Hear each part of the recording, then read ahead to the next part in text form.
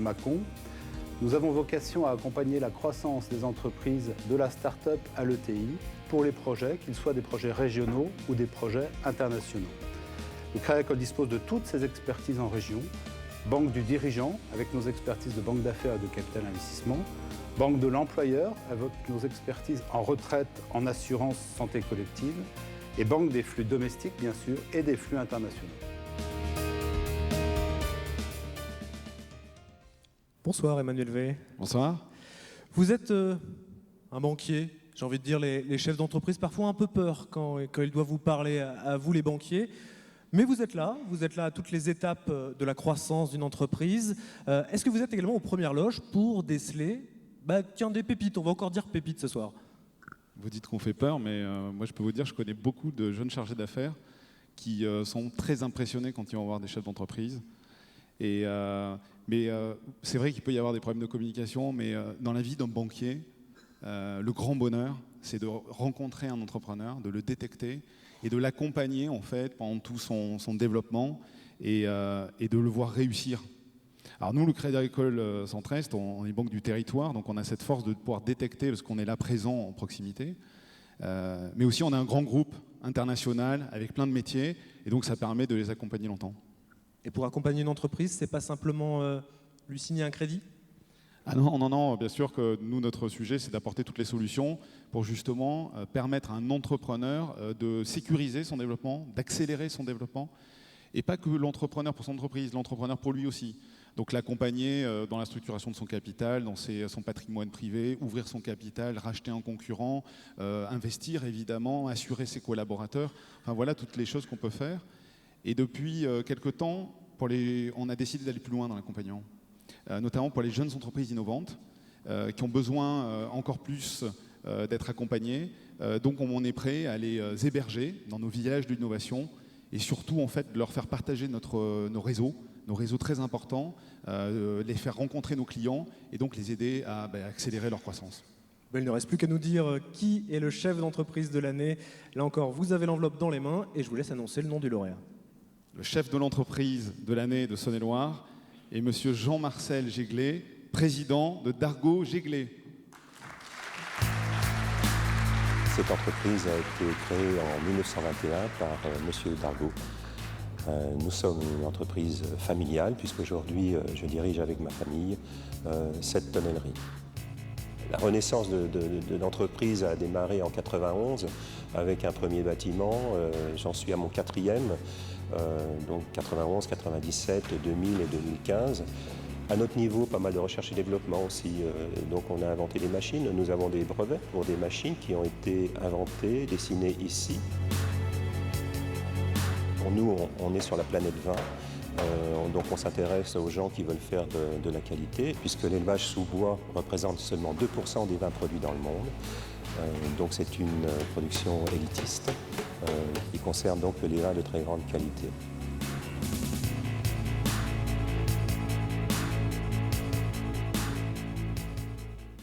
Bonsoir Jean-Marcel Jéglet et félicitations, chef d'entreprise de l'année. Je suis très flatté, merci beaucoup. On parle beaucoup de qualité dans le film. Justement, quelles sont les qualités d'un bon chef d'entreprise? Ouais, c'est une vaste question, ça. Je ne sais pas quoi répondre, mais pour moi, un chef d'entreprise, ça doit être quelqu'un de courageux et opiniâtre, parce qu'il y a beaucoup d'adversité. Ça doit aussi être quelqu'un qui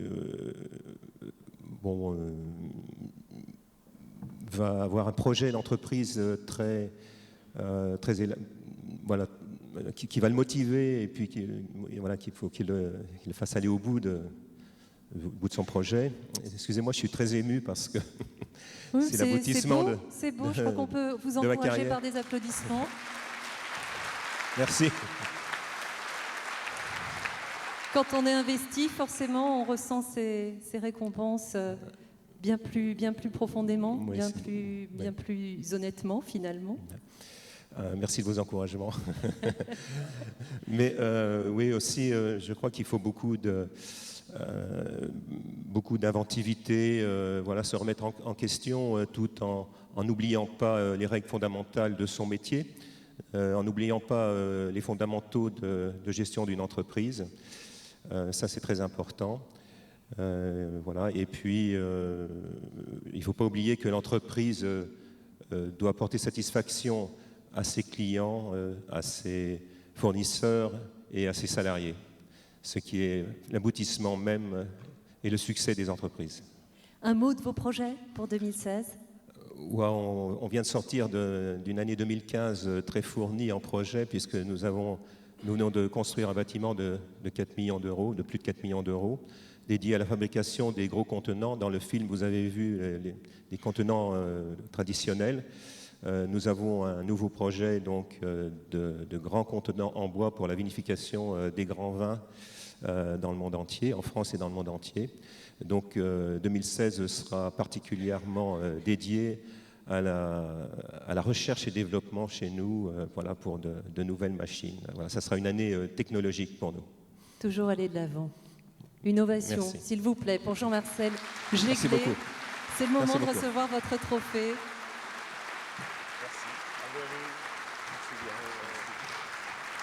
Et je vous laisse gagner l'espace photo. Je reprends mon micro quand même. Voilà. Merci. Et Anne, vous le savez, cette soirée est paritaire. Donc après le chef d'entreprise de l'année, nous allons décerner le prix de la chef d'entreprise de l'année. Et pour remettre ce trophée, j'appelle à nous rejoindre sur scène Gilles Penet, le président de la CGPME 71.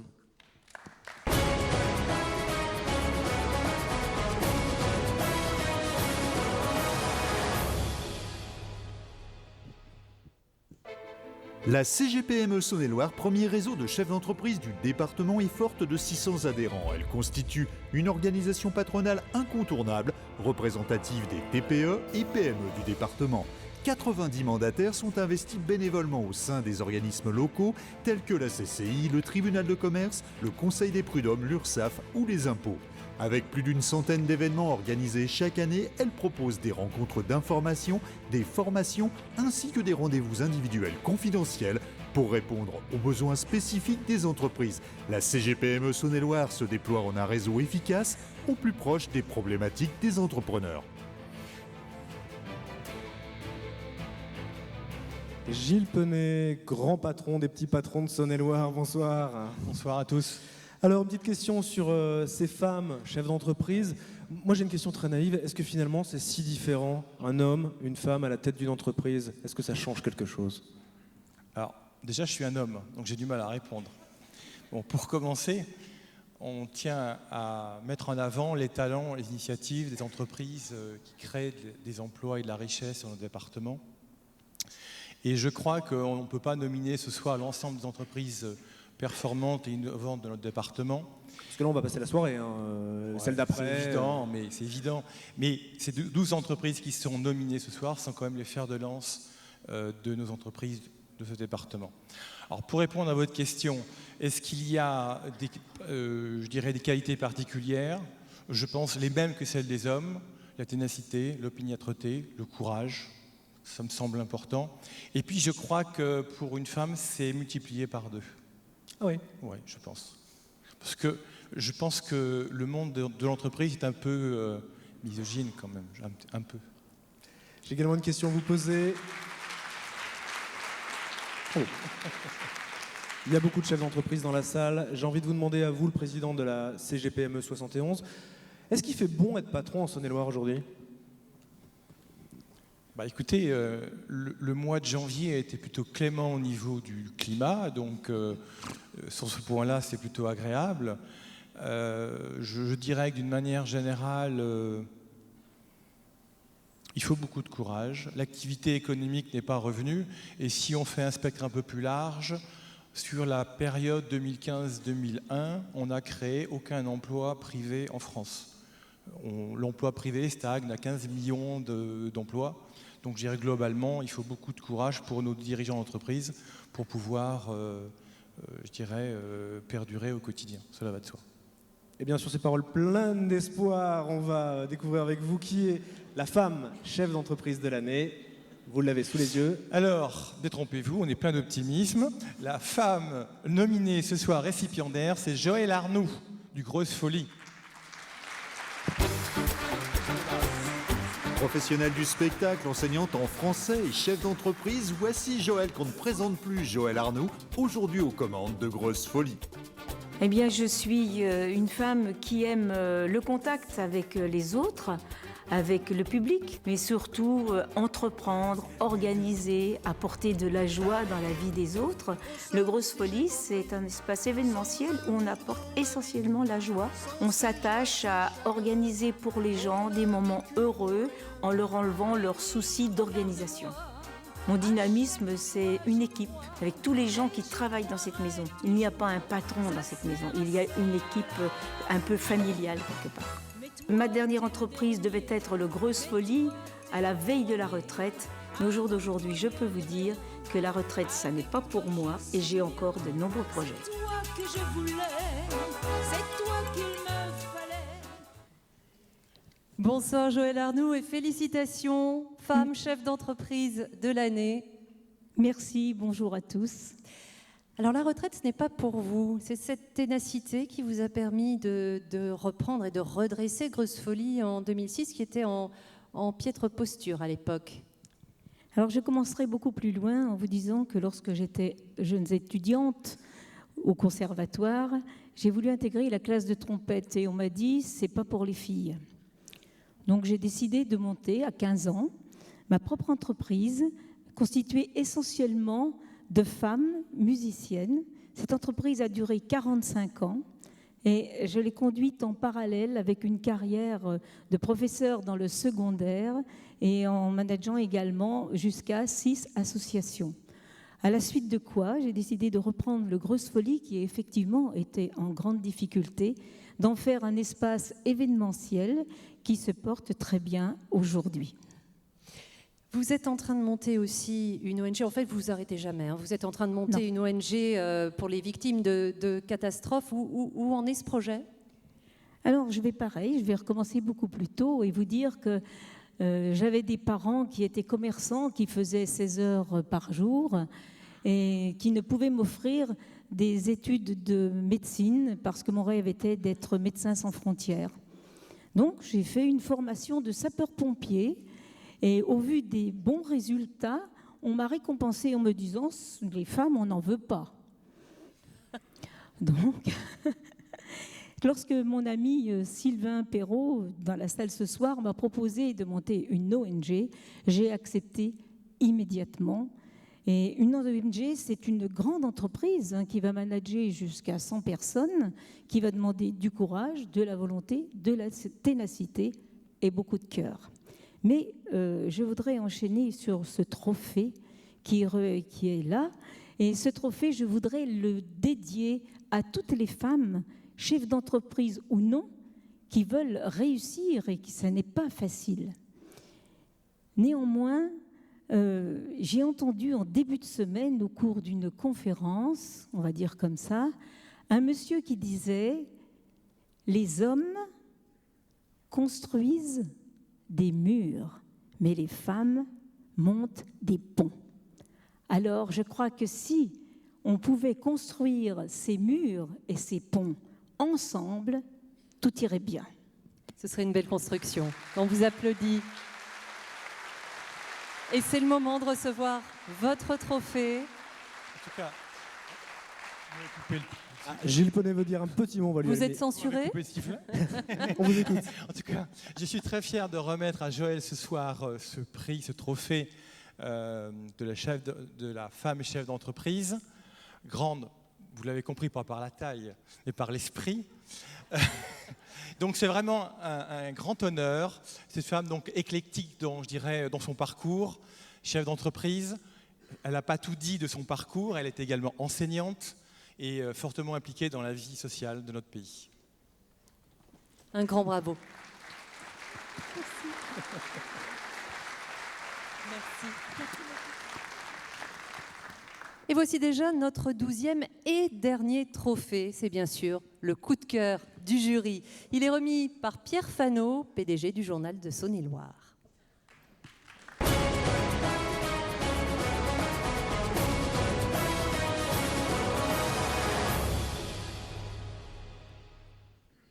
Ah, ça bouchonne apparemment un petit peu dans les escaliers. Oui. Voilà, Pierre Fano arrive. On va faire un petit Ne peu courez pas, ne courez pas. Vous avez entendu le sous-préfet, je ne cours jamais.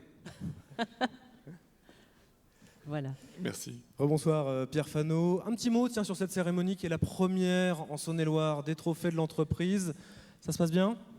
Ça se passe très bien. Moi, ce que je retiendrai de la soirée, c'est ce que notre ami de la CGPME nous a dit, c'est que le palmarès est très court et on va être obligé de faire d'autres éditions pour aller plus loin et mettre en lumière tous ceux qui le méritent dans ce département.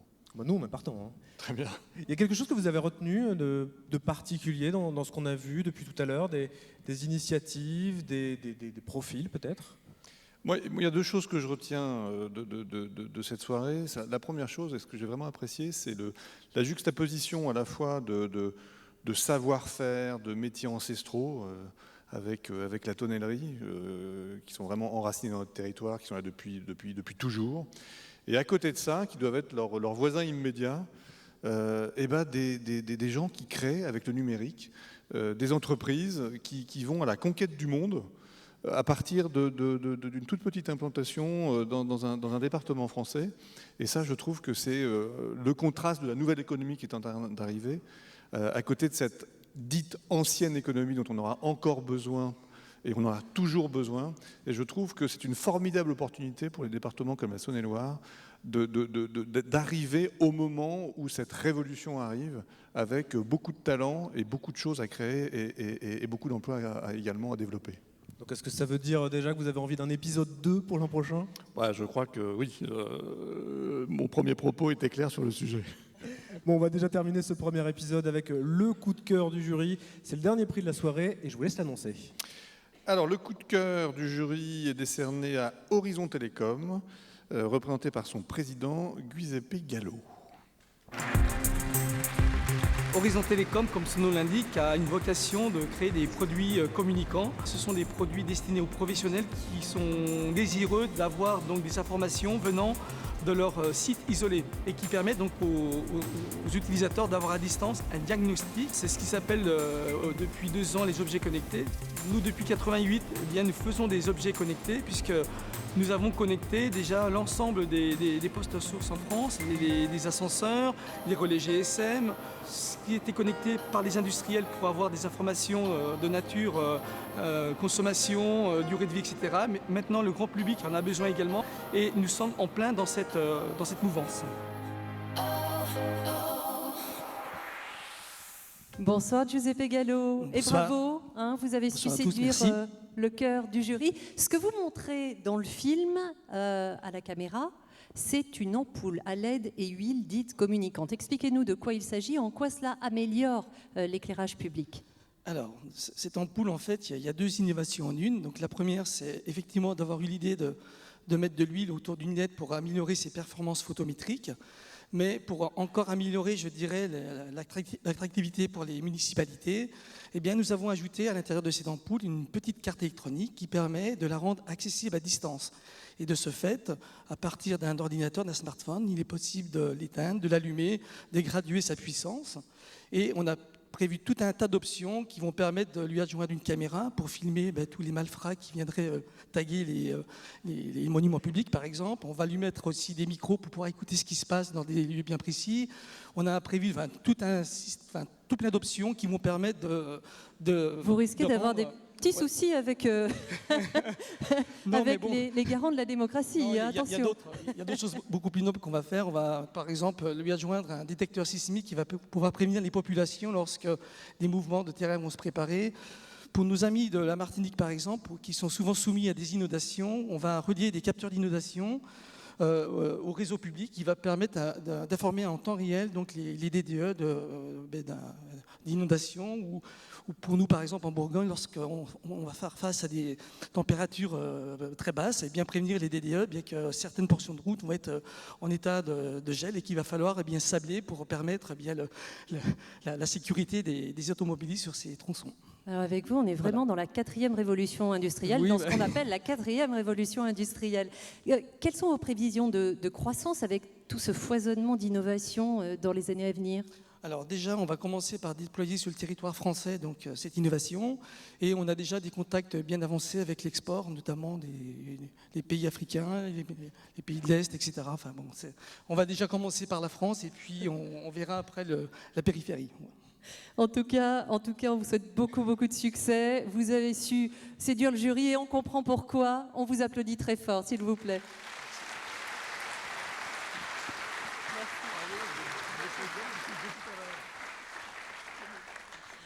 Voilà, messieurs, une petite pause pour les photographes et c'est déjà la fin de cette toute première édition des trophées des entreprises de Saône-et-Loire.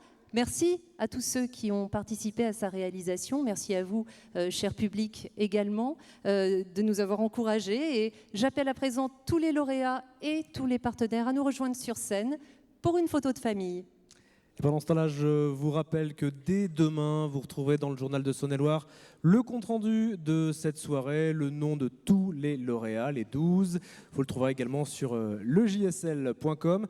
Et puis ça, vous ne l'avez pas oublié, j'en suis sûr. On se retrouve tout de suite, juste en bas, pour le cocktail. C'est aussi ça, ces trophées de l'entreprise. Je vous dis bonsoir et puis à l'année prochaine, du coup. À l'année prochaine et une excellente soirée à tous. Merci, bonne soirée.